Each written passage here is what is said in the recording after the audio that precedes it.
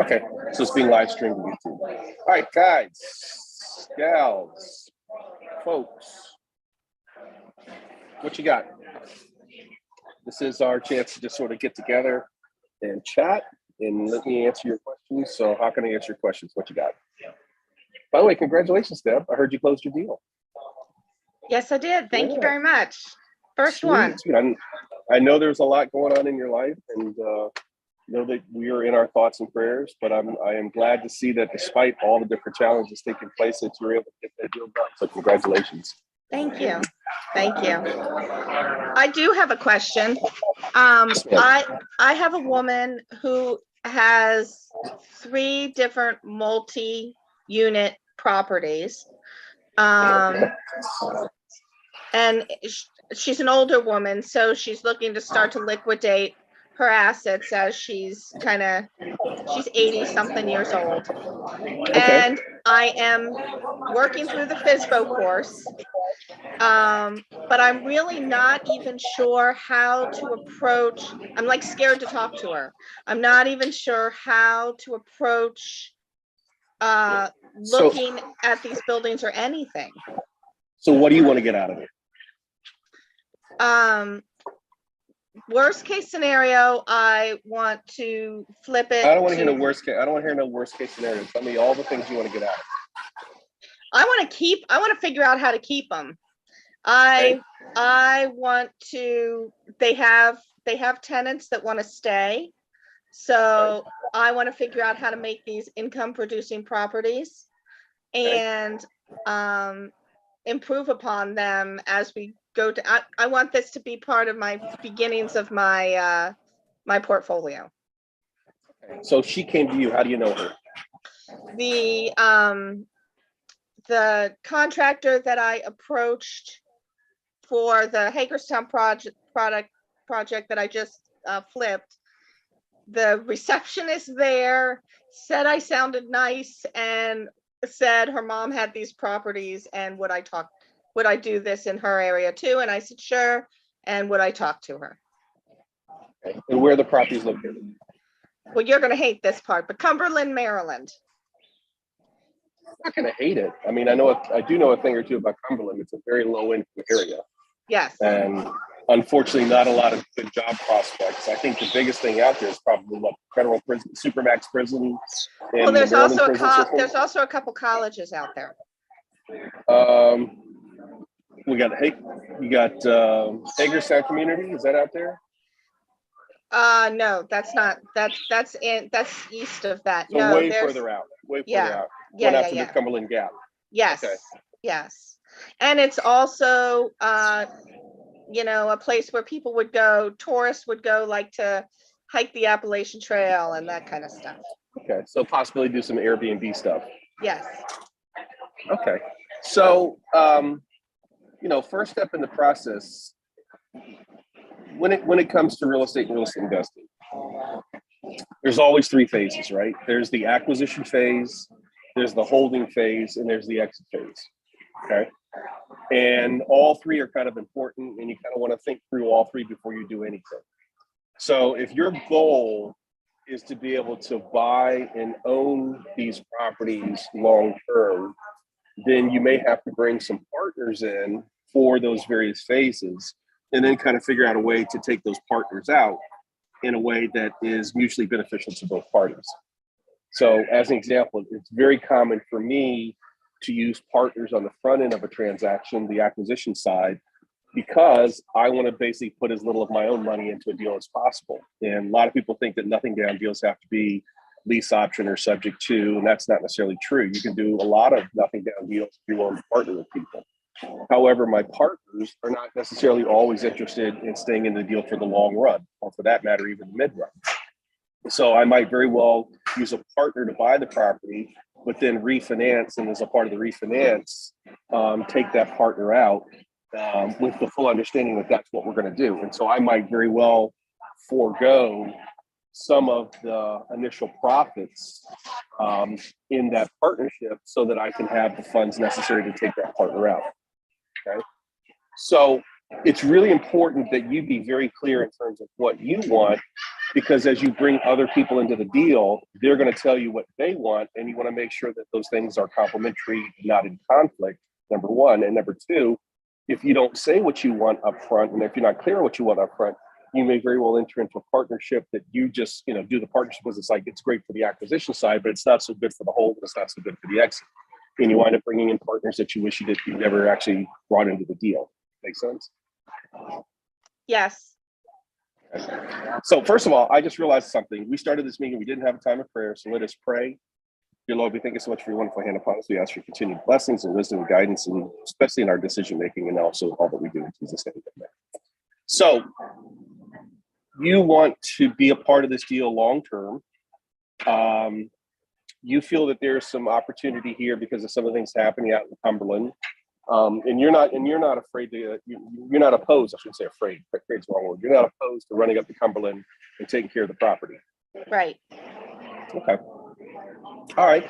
So tell me again what the properties are. How many? You said there's 3 units, 3 buildings? There's 3 buildings and they're between 4 and 6 units each. Okay. So somewhere between 12 and 16 units. Is that about right? Yeah. Okay. And how much is she asking for them? I don't know the answer to that question yet, only because, like I said, I was scared to talk to her. I wasn't clear in my head what I needed to know to talk to her. So how far along are we? Do we at least have her contact information? Is this all being given to you by her daughter?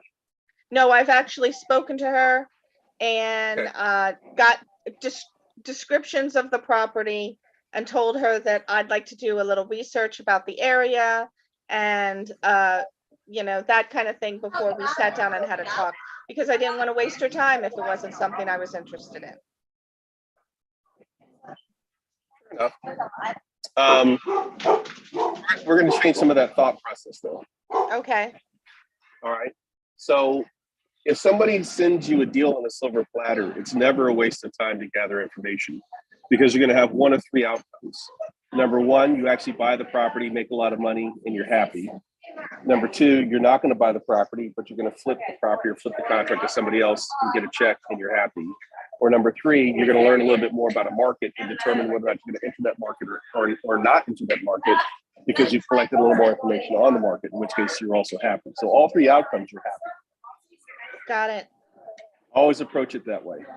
Okay. In other words, no matter what happens, you win. Okay. Some cases you win a little, some cases you win mediate, some cases you win big league. Got it? Okay. So we're going to go back and we're going to talk to her. And do you have a pencil and paper, something to write with, or at least something to jot notes down with? I'm writing like crazy, yes. Okay. So first question I want to ask is, are you opposed to having a partner in the deal? You're asking me or me? Yes, you. Yeah, no, I'm not opposed to that at all. Okay.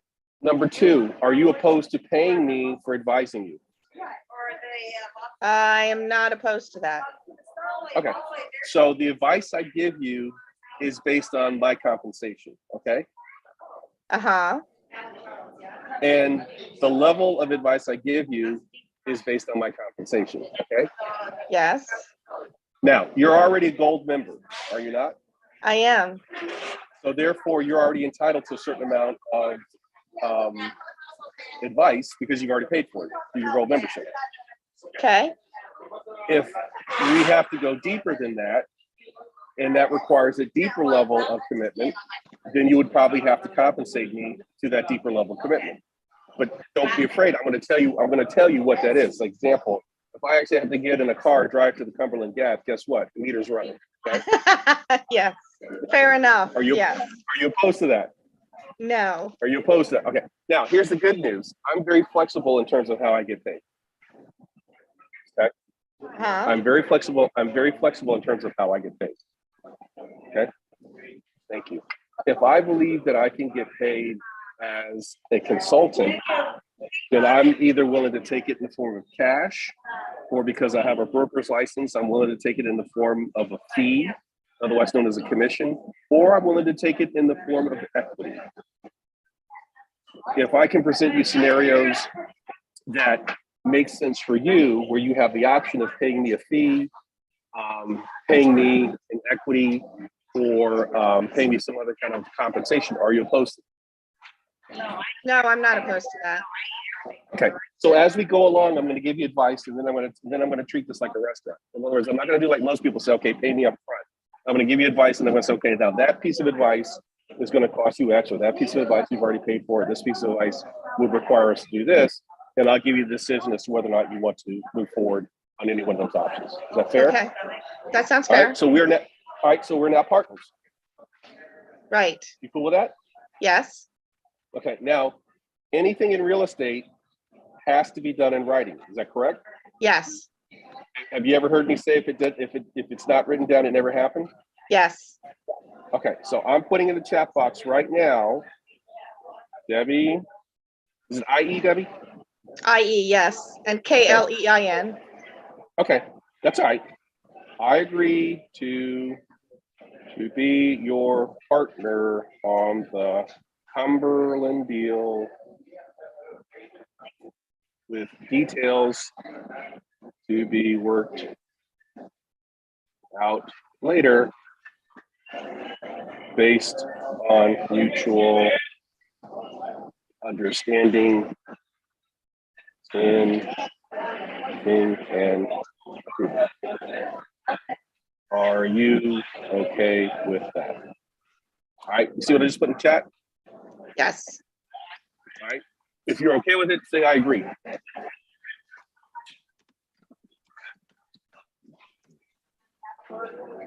Great. So you said, I wrote what I wrote. I said what I wrote. You said, I agree. I agree. So guess Yep. what, Debbie? Congratulations, we have a partnership. Okay. How you feel about that? I feel good. All right. So now, the next time you call her up, you say to her, what's her name? Dorothy. Dorothy. You say to her, Dorothy or Mrs. Whatever, Mm-hmm. I was just talking with my partner and we have some questions of you. Let me hear you say that. Dorothy, I was just talking with my partner and we have some questions for you. How'd that feel? Easy. Great. So there's no reason for you to have any concerns. There's no reason for you to have any butterflies. There's no reason for you to not be able to pick up the phone and call, because now you're not on your own. You're doing this in partnership with your partner. Right. Life is always easier with partners. That's true. Even if the partner is just somebody to bounce ideas off of. Right.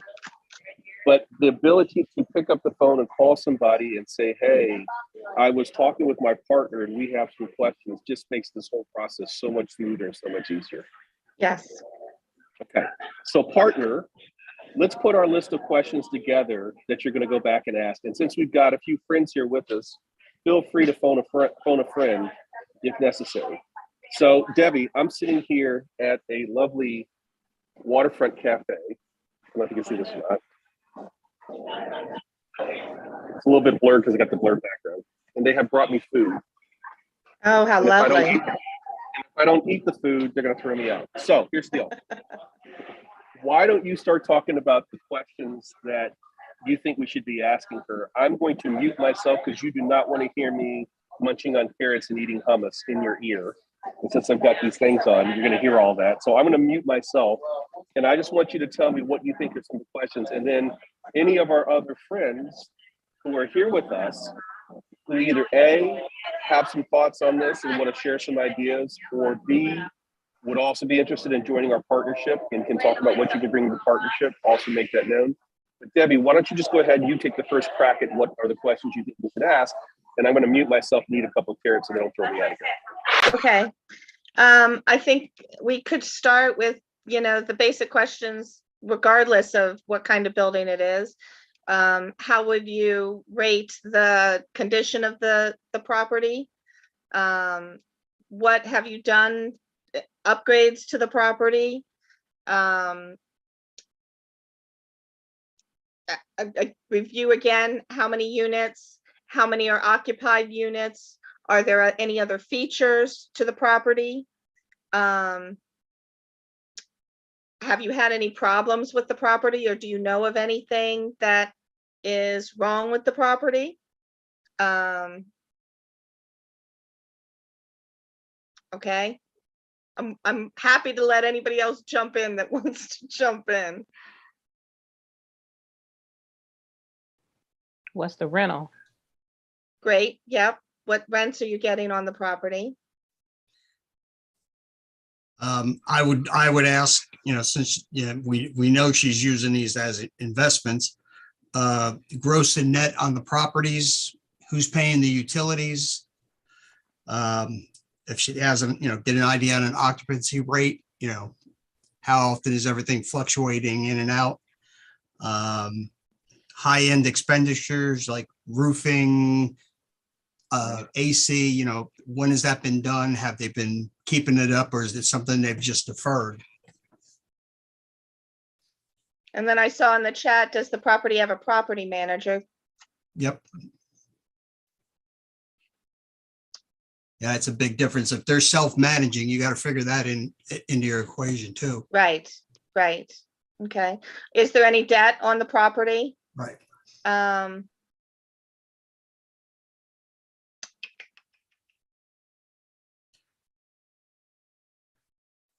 Now, you said she's willing to sell this as a bundle, not individual properties? I think she mentioned that she'd prefer to sell it as a bundle. Okay.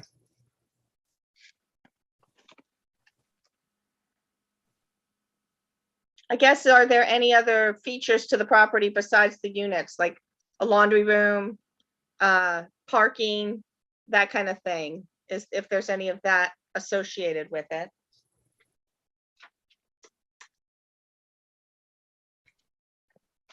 How long she's had the property? Yep.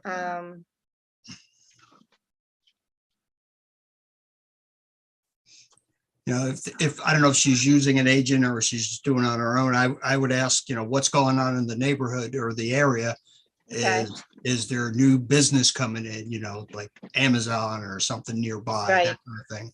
I do know that she has something against real estate agents. It is not listed. So I don't know what that story is, but I do know that. Well, saves her a few bucks.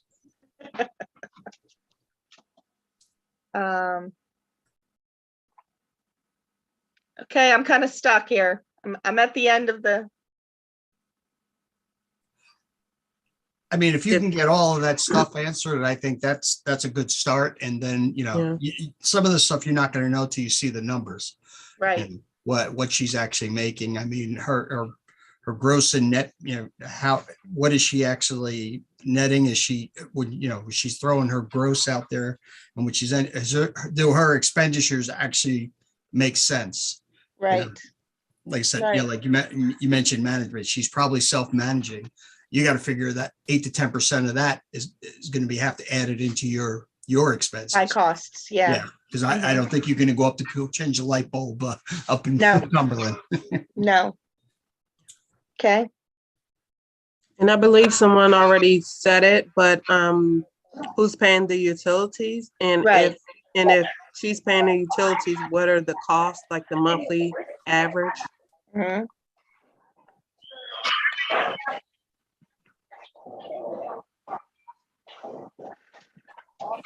Okay.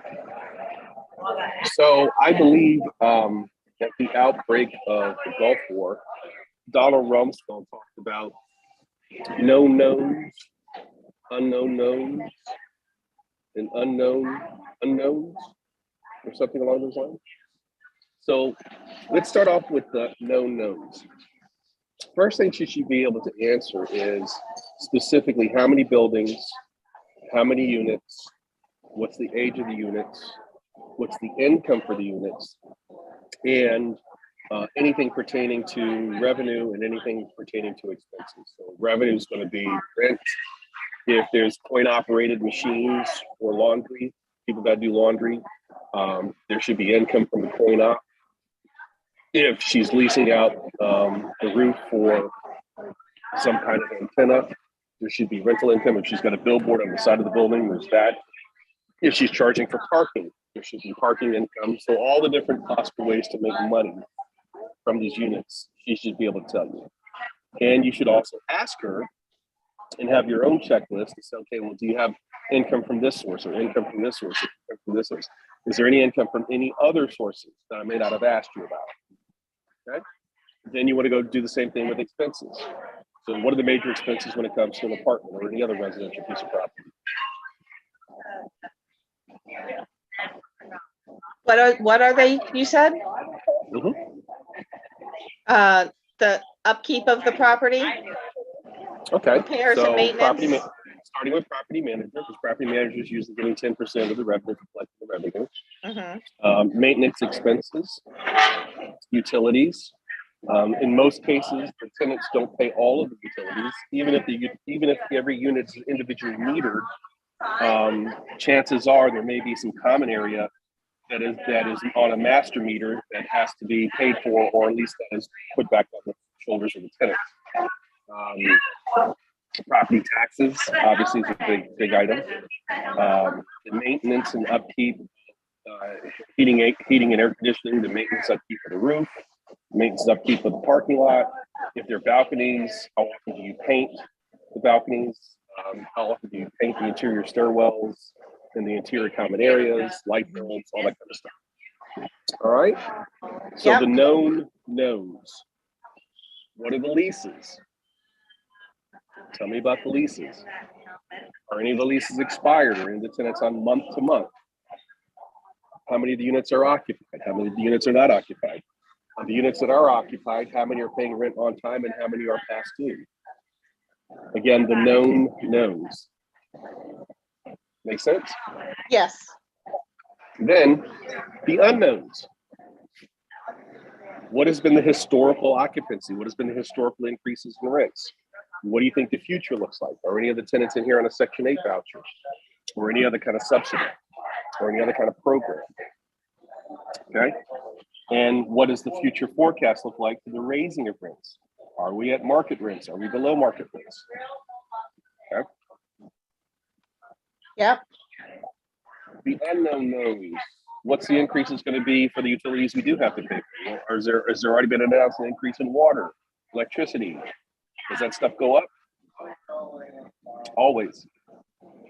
Yes. How soon do we have to replace the heating ventilation units, HVAC units? How soon do we have to replace the roof?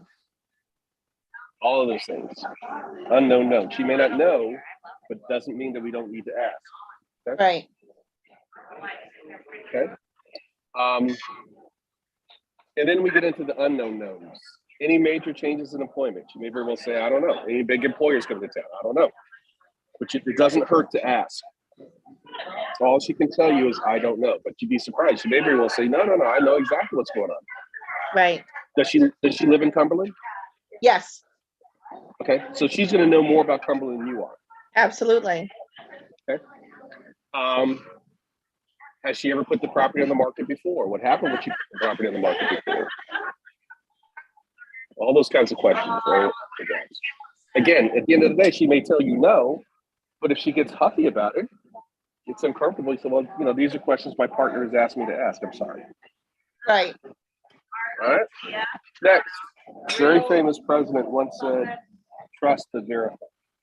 I love it. Trust but verify. I heard somebody say, and I can't remember who. I heard you say, Debbie, she doesn't like real estate agents. I heard somebody say, well, doesn't like real estate agents just because they don't want to pay the commission. No, that's not the reason why people don't want to hire real estate agents. Oftentimes, they don't want to hire real estate agents because real estate agents don't lie. Well, not much. And there may be some things that she just doesn't want to have disclosed. Right. See, in the world of residential, if somebody just flat out lies to you or deceives you, chances are you can go before a judge, have that deal unwound, and get your money back in residential real estate. In the world of commercial real estate, if somebody deceives you or somebody just flat out lies to you, it's on you.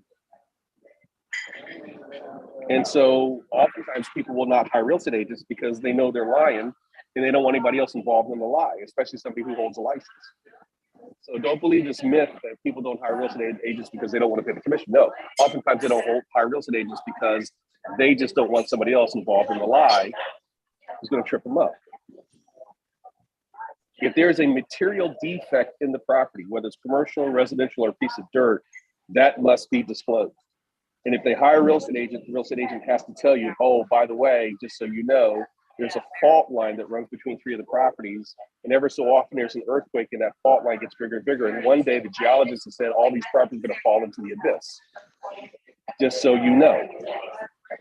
You know Yikes. Cumberland Gap's a fault line, right? Yes. And she doesn't want you to know that until when? After it belongs to me. Exactly. Because then when you say, why do you tell me that? You said, well, you didn't ask. If you'd asked, I would have told you.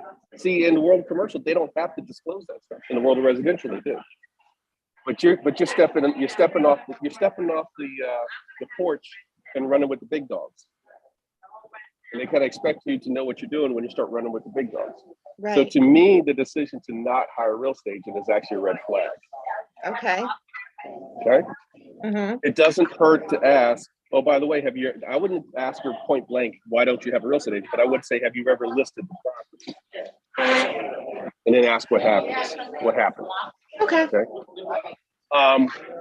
So those are sort of the knowns, unknowns. And then of course, once you put the property under contract, should it pass this initial sort of back of the envelope sniff test, once you put the property under contract, you're going to have a due diligence period, and then you're going to have a whole nother series of deeper questions, including asking for tax returns.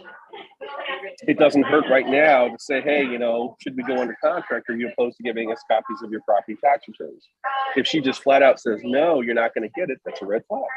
Right. At some point in time, we're going to get copies. We're going to want copies of the leases. It doesn't hurt to ask now. At some point, we're going to ask for, is that going to, and you can ask one of two ways. You can say, is that okay? Or, with me, I'd say, is that going to be a problem? You may not feel strongly enough to say that, but I would encourage you to say, is that going to be a problem? Okay. Yeah. So the first order of business is just sort of gather this information. So you've got your sort of checklist of questions. There are some good comments that were given to you and some good suggestions that were given to you. I would incorporate that in there. But the main thing is just sort of go on a fact-finding mission on behalf of you and your partners. Right? Okay. That sounds good. After we aggregate that, we'll take a look at it and say, does this make any sense? And all commercial properties are valued different for the most part than residential properties, and that residential properties are valued based on competitive comps. In other words, what did other similar properties sell for? That's the general way that you value residential properties. Commercial properties, completely different valuation model. Commercial properties is typically based on what's the net operating income. And the net operating income is a very specific thing. You take the gross income, you subtract out the operating expenses. So that would be all operating expenses. So that's going to be property management fee. That's going to be maintenance fees, utilities, any kind of set asides for repairs, et cetera, everything but property taxes. And including property taxes. And from that, you'll generate what's known as the NOI, net operating income. And that's how you determine what you're willing to pay for the property, typically based on a rate of return. Generally speaking, when you buy commercial property, you expect it to be managed by somebody else. So you would basically be, the theory being, you would be indifferent as to whether or not, if you had $100,000, you should be indifferent. Let's say different. If you had $1 million, you should be indifferent as an investor on whether or not you put the $1 million in Bitcoin, an apartment building, or any other sort of passive income producing asset, stocks, bonds, mutual funds. And the idea being that this property should be passive income, meaning a property manager is going to deal with the day to day. Now, that's not usually the case. It's almost never the case because you have to wind up managing the property manager. Otherwise, the property manager will steer you blind. But the idea is that you're not running the Cumberland every single week collecting rent. You're not running the Cumberland every single week picking up trash. Right. Does that make sense? Yes, absolutely. So therefore, you want to know what's the return on your investment after you plunk down your $1 million and all of these expenses get paid. And that's known as the return on investment. Some people call it cash on cash, but the bottom line is that's the return on your investment. That is what we base the decision on. And the number we're looking to is the quote unquote net operating income, because the net operating income is the income for the owner after all the other expenses have been paid, including property taxes. Got it? Got it. So a real simple rule of thumb is if you invest $1 million and you get back 100,000 after all those expenses are paid, then you made a 10% rate of return. Therefore, the rate of return on the property is 10%. Gotcha. Now, that typically only happens in discussions like this or in classrooms. It's never 10%, but it just makes the math simpler for doing the calculation. So therefore, if you're looking for a 10% rate of return, then a $100,000 NOI is fine based on $1 million purchase price. But what if the NOI is only 50,000? What's your rate of return if you put up $1 million and the rate of return is only 50,000? 5%. 5%, exactly. So the whole idea is to determine what the NOI is so that you can do the reverse. If the NOI, let's say, is 100,000 and you wanted to get a 12% rate of return, well, then how much did you pay for the building? It's just math. Right. Okay. You take the NOI, and you divide it by 0.12. Is it 0.12 12%? Yes. Okay. And so if you actually did the math, anybody got a calculator? Wants to do the math real quick just so that we can sort of close the loop? What's that look like? Don't mess it up.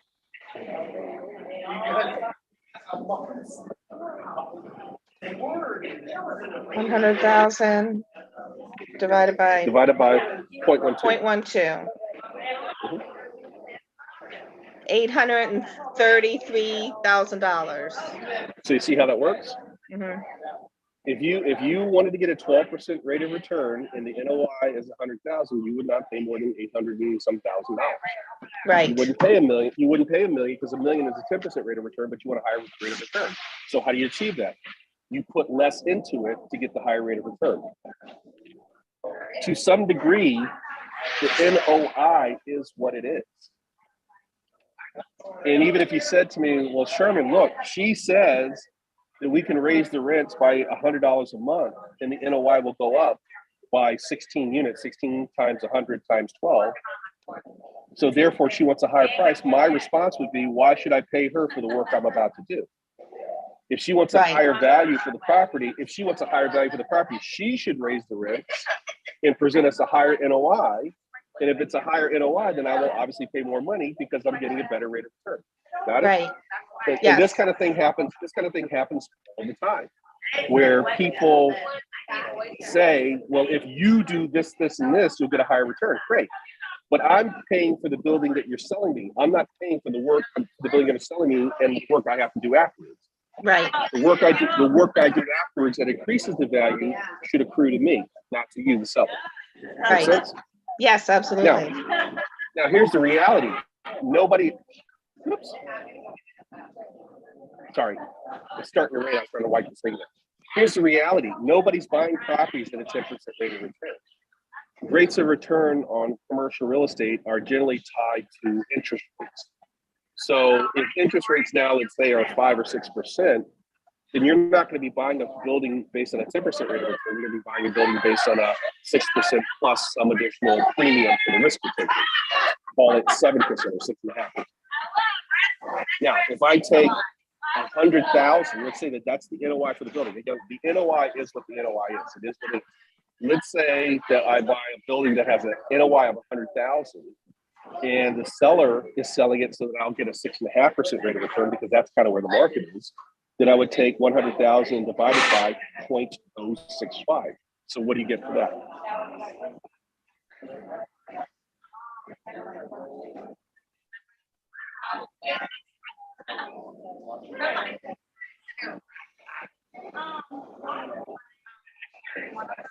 Sorry. No worries. I got time. Tell you what, you do that, I'll eat another carrot. 100,000 divided by 0.065 is, no, that's not right. 100,000 divided Why by do you say it's not right? 0.065. 1.5 million? Correct. Okay. Oh, okay. That's absolutely correct. My price is gonna go up because my rate of return went down. Okay, okay, Exactly. all right. So again, in classroom settings, which is kind of what this is, we always use 10% because the math is easy. Alicia, I've got a 100-unit apartment building. It's got $1 million NOI. You want a 10% rate of return. What will you pay for it?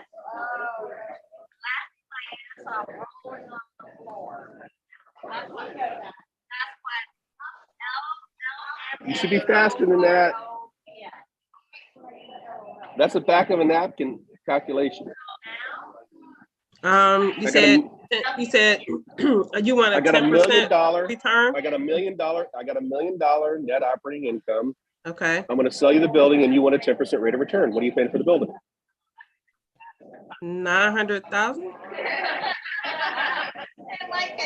Somebody help her out. You said 100 10%. million, Somebody help them out. 100 million, What 1 million is 10% of what? 100 million. No, No, 10 million, I'm 1%. sorry. 10 Exactly. million.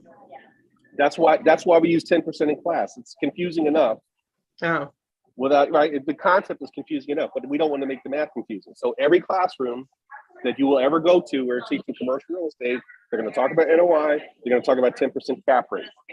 That's to Okay. make the math simple. Okay. But $1 million is 10% of what number?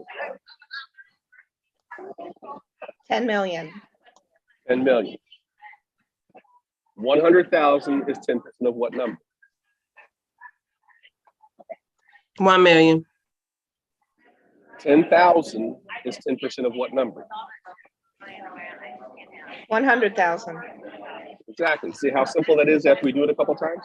Yeah. That's why every classroom teacher who's teaching commercial real estate is always going to talk about a 10% rate of return. Now, that 10% rate of return has a name. When we use that 10% rate of return in the formula, like Debbie was doing, taking 100,000 and dividing it by 0.065, taking 100,000 dividing it by 0.10, taking 100,000 dividing by 0.125, 0.12. That number in the mathematical formula is called the cap rate.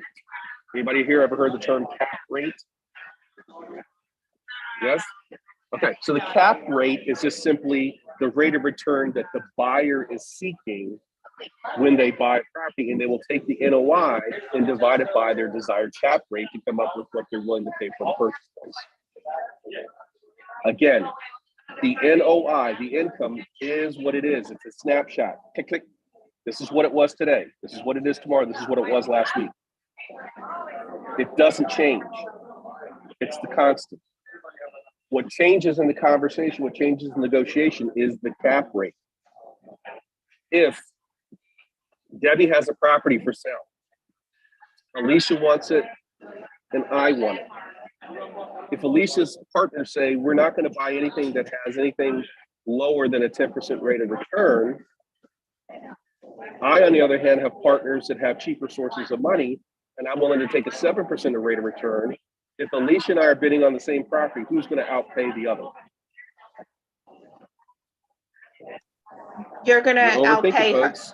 You're gonna outpay her because your rate of return is lower, which will increase your purchase price or your offer price.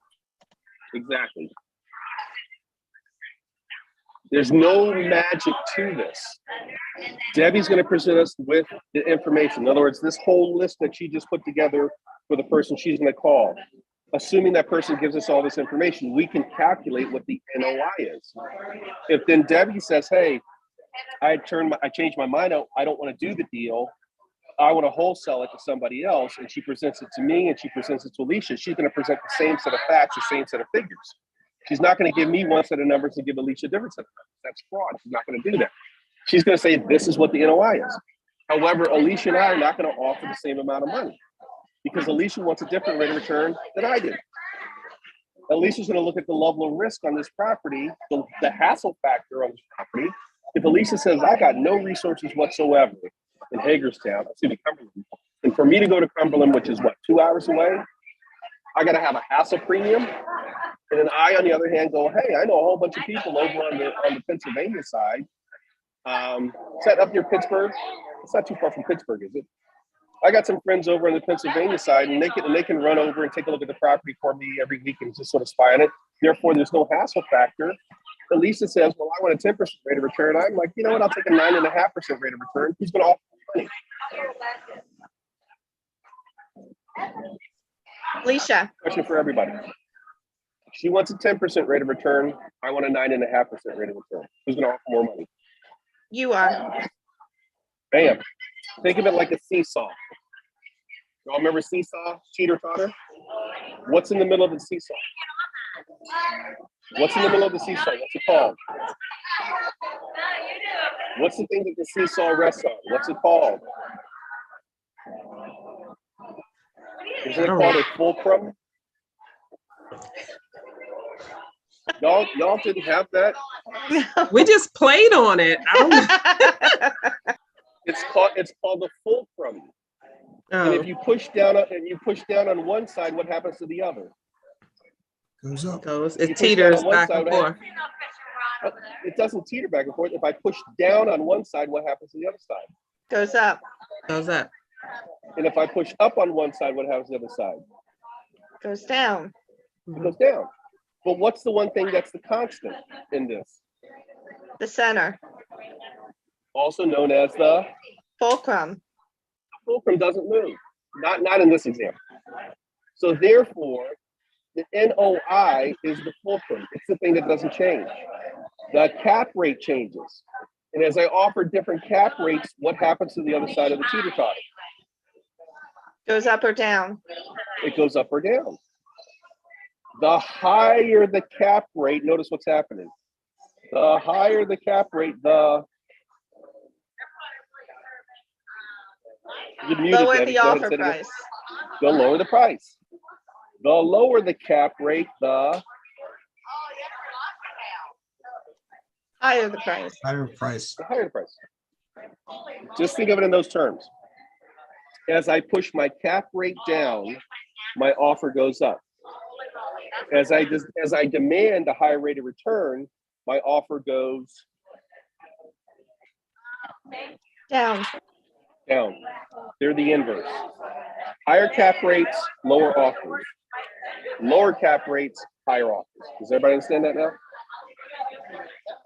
So the whole point of buying commercial real estate is if you're in it for the long term, Deb, which is what you said you wanted to do, we're making an investment.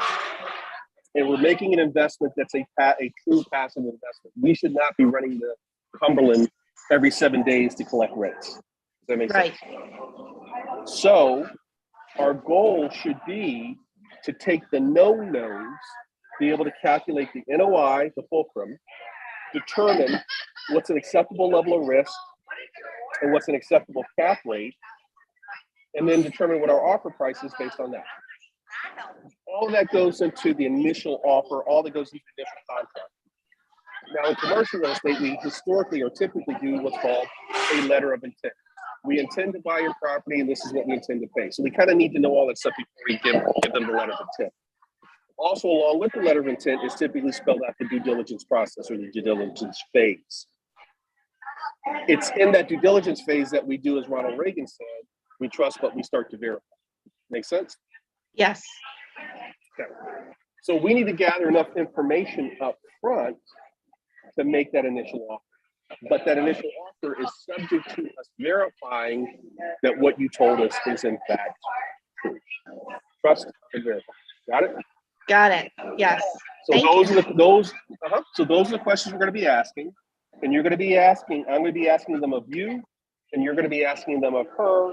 And the whole way through, you're going to be saying over and over and over again, yes, but my partner needs to know. Because she may push back on some of the stuff that we're talking about. She may not give you, she may show an unwillingness, and you need to be able to say real quick, yeah, but this is what my partner's asking you to do. In other words, it's not on you. Right. I'm the bad guy. I'm the bad Love guy that. in all of this. Yep. Okay. Yep. All right. So as you get out there and you gather information, circle back to me and we'll go through it together and begin to sort of refine what our offer looks like, refine, how we go forward. Okay. That sounds great. That's step Thank you. one. Absolutely, but step one is just gathering the information. Yep. Does Great. that help? Huge amount. Thank you. Okay, you got enough for this week's assignment? I definitely have enough for this week's assignment. Thank you. All right, and as you gather more, we'll come back and we'll start formulating our offer, and then we'll start talking about making plans to head up to Cumberland. Okay, Perfect. so we're not there yet. We're not there Nope. yet. I'm not buying gas for the car just yet. Okay. And that's a lot of gas for my car. It is. That's an investment in itself. Okay. Thank you. I think my truck gets 10 miles to the gallon now. So I think Yikes. Cumberland is like 150 miles. I think it's further there than it is to Philadelphia. Oh my gosh. So, Okay. I'm Yep. pretty sure it is. Yeah. So I think it's about 100. I think it's about 150 miles each way. Got it. I will do my Really, it's work. about Thank 90. Okay, you're welcome. All right, Nick, you got your hand up. What's going on there? Well, I'm trying to, I'm trying to, I've said this before, get started. I've thought about it. There's a lot of background noise. And I'm thinking maybe it'd be better if I started doing rehabbing rather than wholesaling. I've just thought based on, what I. Hello? Still here? And what brings you to that conclusion? Tell me why you think that's true. Hopefully there's a lot of steps involved. You're not just getting these properties, getting deals, but getting investors who are willing to buy it. And I just don't know if there are that many, and not to mention the fact that I don't know that there are many people willing to sell the property for a low enough price that they would be able to wholesale. So I can't hear anything. Well, if you think there's a lot of steps involved in wholesaling, I've got news for you. There's 10 times more steps involved in rehabbing if you actually plan on making money. Starting with understanding how to find a good deal, starting with understanding what is a good deal, starting with answer to it. So I would strongly encourage you not to go from wholesaling into rehabbing until you've done at least 2 or 3 wholesale deals. I guess the challenge is finding, well, I just worry about I don't know if I brought this up before, but the Home Snap, I wasn't able to find anywhere near as many properties as you were. I think maybe if you were, since I'm not an agent or a broker, I don't know if I have all the access to all the properties under, but maybe not. I'm not sure. You got access to the same tool I got. And we talked about this before. You expand your marketplace if you're not seeing enough activity. You go from 1 neighborhood to 2 neighborhoods, 2 neighborhoods to 3 neighborhoods, 3 neighborhoods to 4 neighborhoods. And try to find contiguous neighborhoods with similar kinds of properties. Yeah, I guess that's the thing. I wouldn't go as an example. I wouldn't go from Capitol Heights to Baltimore. I'd go from Capitol Heights to Seat Pleasant to Heights. Yeah, I'm just Similar thinking properties, similar agents. With the cost of, if you estimate the cost of repairs, I'm thinking would it vary that much between Silver Spring and Rockville or East Rockville? I mean, the houses are fairly similar. Yeah, I mean, and again, there's nothing wrong with targeting Rockville. The prices are a little pricier, the rehab is a little more expensive, but there's nothing wrong with that. But stay in Rockville and stay in contiguous areas near Rockville, like you said, like western part of Silver Spring. Yeah. But I wouldn't go from Rockville to Chevy Chase. I'm just thinking how much You get your head handed to you. Yeah, I'm just trying to think how much it would vary from rehab. If I got a ballpark estimate for rehab in Silver Spring, how much it would be differ from that, and I guess it's hard. I guess there's no real way of knowing. Nick, have you gone through the Partners program? Are you in the Partners program? I'm in the gold ship. I don't know. What? The gold, the $200 a month. What is okay, gold Partners program is where we actually put you onto a team and coach you through actually doing a deal. Now, how much based on the kind of already a member? Well, based on the kind of questions you're asking me, and you've been asking me for the past, quite frankly, several months now, I think you would benefit from being a part of the Partners program. And if you got questions on that, you can reach out to Lisa or Furman, and they can walk you through the whole thing. Several of the people here are in or have gone through the Partners program. But I would strongly encourage you to take a look at that, because I think that would be helpful too. It depends on whether you go for the 6-month option or the 9-month option. But I'm not going to spend time now going through that because Lisa and Furman can walk you through the whole thing in about 30 to 45 minutes. But I would encourage you to reach out to them and sit and talk to them and let them answer all your questions on the partners permit. But I think for you, that's that missing piece. I know I've been stuck. I'm sorry if I seem like I've been stuck. It's just so kind of. But you are stuck. I mean, you are stuck and the whole purpose of the session is to help you and everybody else get unstuck. Based on the questions you have been asking me now for several months, I think the main place where you're stuck is you sound to me like the kind of person who would be better served doing this together with a small team of people where you're getting a lot more hands-on instruction. Okay. And that's what the Partners Program is designed to do. Okay, I'll look into it. Thanks a lot. I appreciate this. So just reach out to Lisa. You can reach her at the office, 301-218-4333, or lwicks@realinvestors.com. And I would strongly encourage you to reach out to them and let them walk you through everything that's involved in the Partners Program. And these people in the Partners Program, they make deals. I mean, they almost always end up making a deal. They partner with me. They partner with me, and I put up the money. And what we do is walk you through a process to show you how to find deals. And should you find a deal that meets the parameters that I'm looking for, I'll buy the deal for you. If it doesn't meet my criteria, but I still think it's a good deal, I work with you, I coach you, and then I show you how to wholesale the deal to somebody else. So I don't want to use this time. It would not be appropriate for us to use this time for me to answer all your questions. But I think you would benefit from the Partners for that. Okay, don't. Thank you. You're welcome. All right. Anybody else got anything else before we get out of here? Going once? Yeah, one quick thing. Yes, Steve. Sure. I did contact Lisa already. I don't know if something changed with the webmaster. My login when I go into all the courses, I'm not seeing all the courses that I should have access to, like the 21-day program, I no longer have access to. So I don't know if something changed in the last few weeks, but so we had our staff meeting. We had our staff meeting today. Okay. And Stephen, I believe the problem that Lisa thought she saw was you have like 2 or 3 different login accounts, 2 or 3 different emails. No, we straightened that out like 4 months ago. No, you didn't. But she told me she did. She had said I used 2 separate emails. Here's what happened. 4 months ago, she consolidated all of your accounts into one of your emails. Right. Okay. But when you reached out to her last week, somehow you had created more accounts using those different emails. And so once again, last week, you had 2 or 3 different accounts. Okay. I don't remember what it was. Right. That happens when you respond to different emails from me, or you respond to different emails from other people, and you use a different email. Every time you use a different email to log in, it creates a separate account. The system, quite frankly, is stupid that way. It doesn't know that you're Stephen Castle, LLC, or you're Castle Property. It doesn't know you're the same person. Okay. So what happens is that creates fragmentation, right? So Lisa once again consolidated it. And I believe, because we had a staff meeting today and your issue came up, and I believe the last correspondence you sent her was, I thought we took care of this 4 months ago. Okay. Well, she interpreted the okay to mean you're okay with the fact that she consolidated them again and that everything's fine.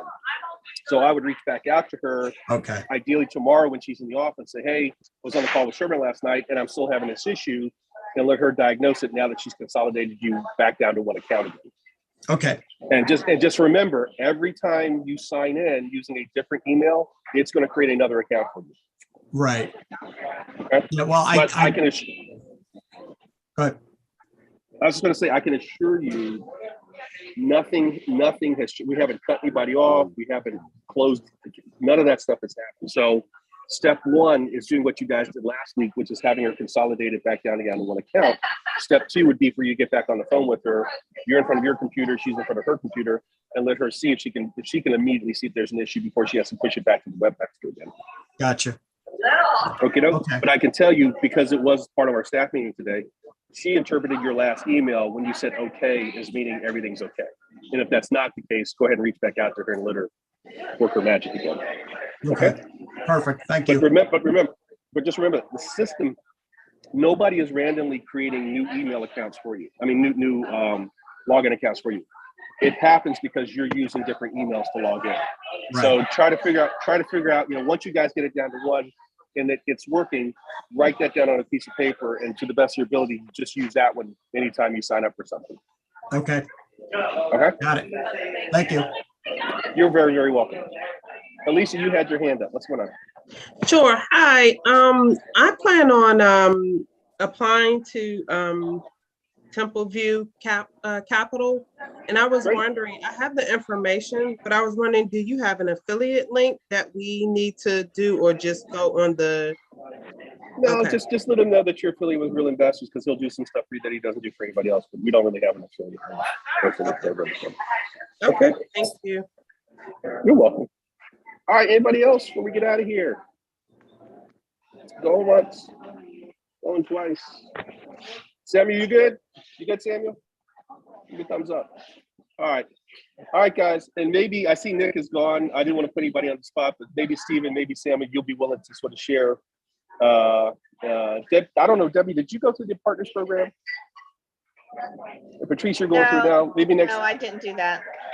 Maybe if you feel so inclined, next time Nick's on a Wednesday session, assuming he hasn't already signed up, maybe you just shoot him a little private message, say, hey, if you want to know more about the partners program. But any of you guys who've been coming to these sessions and you've been there, I think you're seeing some of the same things I'm seeing going on with Nick, which is it's very common. This is not uncommon at all. So I don't want anybody thinking I'm talking out of school. Sometimes you just overthink something, and sometimes you talk yourself into something and then talk yourself out of something. And being a part of the partners program helps to stop that from happening. So if you guys have had some positive experience with the partners program, next time Nick is here and you want to reach out to him privately, say, hey, here's my thoughts, and yeah, you should do it. Or even, hey, here's my thoughts, and no, you shouldn't do it. I think you would probably appreciate hearing from some folks who've actually gone through the program or in the program. So that's what I'm saying. So hopefully he'll take me up on my suggestion to reach out to Lisa and reach out to Furman. Okay, guys, enjoyed spending